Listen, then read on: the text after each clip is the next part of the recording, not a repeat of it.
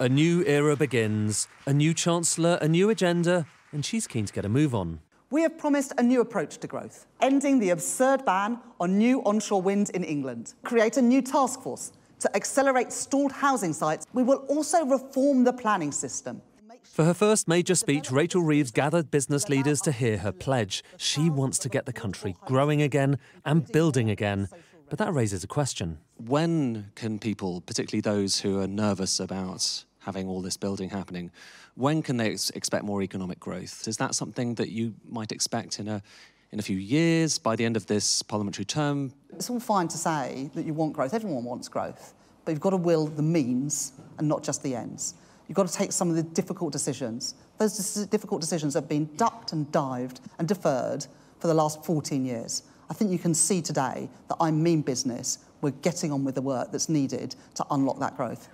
New housing targets, more energy infrastructure. Strictly speaking, there wasn't a lot that was actually brand new here. But for business leaders, what really matters is that they think there's a chance this time around it might actually happen.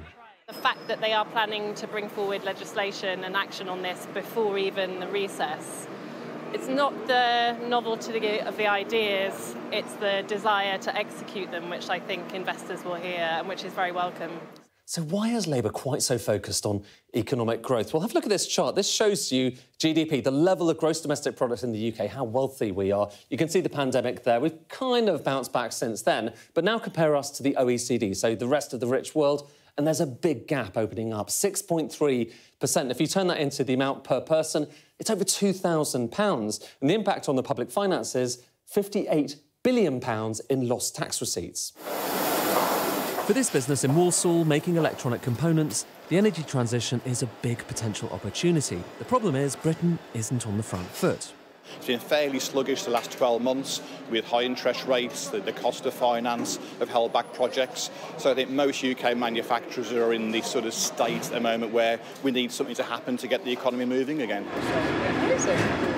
The choice of housing and building on this Chancellor's first big day is hardly accidental. But it's hardly the only challenge facing her. Weak growth, strained public finances and long-standing holes in government spending.